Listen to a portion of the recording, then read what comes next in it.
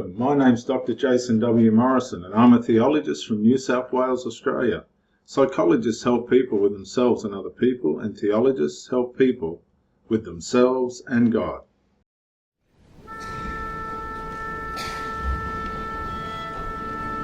It's 5:27 a.m. Dr. Jason W. Morrison, theologist, New South Wales, Australia, and we're going to do Acts chapter 24. Let's go. Here we go. Chapter 24. 5 days later, the high priest Ananias came down with some elders and a public speaker named Tertullus, and they presented their case against Paul to the governor. When he was called, Tertullus started accusing him, saying, "Seeing that we enjoy great peace through you, and that through your forethought reforms are taking place in this nation, at all times and also in all places we acknowledge this, your excellency Felix, with the greatest thankfulness. But that I may not detain you any further, I beg you to hear us briefly in your kindness. For we have found this man to be a pest, stirring up seditions among all the Jews throughout the inhabited earth, and he is a spearhead of the sect of the Nazarenes. He also tried to profane the temple, so we seized him. When you examine him yourself, you will find out about all these things of which we are accusing him." With that, the Jews also joined in the attack, asserting that these things were true. When the governor nodded to Paul to speak, he answered, "Knowing well that this nation has had you as judge for many years, I readily speak in my own defense.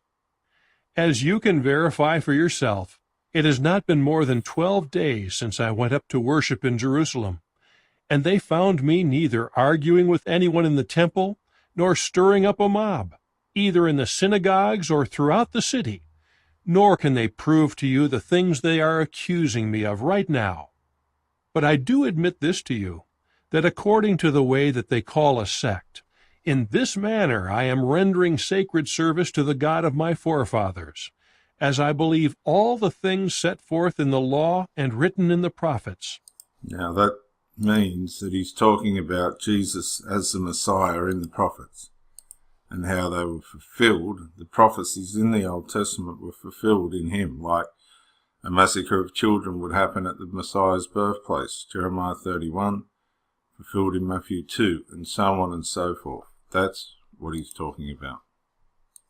"And I have hope toward God, which hope these men also look forward to, that there is going to be a resurrection of both the righteous and the unrighteous."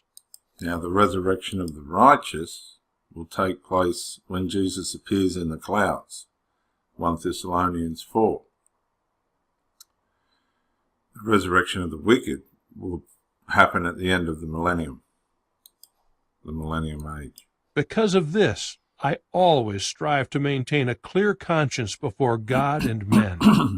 Now, after quite a number of years, I arrived to bring gifts of mercy to my nation and to make offerings. While I was caring for these matters, they found me ceremonially cleansed in the temple, but not with a crowd or causing a disturbance. But there were some Jews from the province of Asia who ought to be present before you to accuse me if they actually have anything against me. Or let the men here say for themselves what wrong. Now that's a very interesting point, because they got him in trouble. They've got him in trouble. He's in the courts, but now they've abandoned their they're not in court themselves. They've left him to the mercy of the judicial system. Very, very underhanded behavior. They found as I stood before the Sanhedrin, except for this one thing that I cried out while standing among them. Over the resurrection of the dead I am today being judged before you. So what he's saying is it's a theological problem, not a sociological problem. I've done nothing wrong socially. I'm in the middle of a theological debate, and that's why I'm being judged. However, Felix, knowing quite well the facts concerning this way, began to put them off and say, "Whenever Lysias, the military commander, comes down, I will decide these matters involving you." And he gave orders to the army officer that the man be kept under arrest, but given some freedom, and that his people be allowed to attend to his needs. Some days later, Felix came with Drusilla, his wife, who was Jewish, and he sent for Paul and listened to him speak about the belief in Christ Jesus. But as Paul talked about righteousness and self-control and the judgment to come, Now, righteousness and self-control means believing in Christ, that all he did is all sufficient for our matters between ourselves and God, and maintaining that, not moving into other beliefs or adding to it or taking away from it. That's what righteousness and self-control is.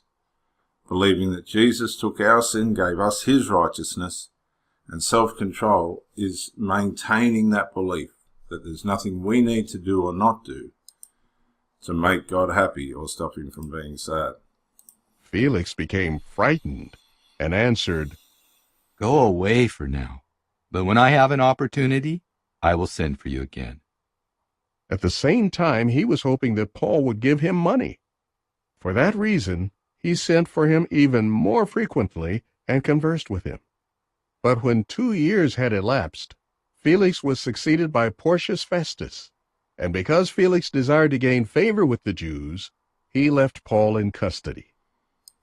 And that, my friends, is the end of chapter 24. This is Dr. Jason W. Morrison at 5:34 a.m. Eastern Standard Time, New South Wales, Australia. Bye for now. Yeah, Dr. Jason Morrison, theologist again. I just want to say thank you for watching the videos, and I hope you got plenty of self-rediscovery and freedom out of it. If you watched it on YouTube, please share or like, maybe even comment. If you watched it on Facebook, like, comment, share. But most of all, get out and live. This isn't a rehearsal. You've got a one-off life. Don't let your loyalty and your faithfulness blind you to the life that you should be experiencing. Till the next video, thank you for watching, and bye for now.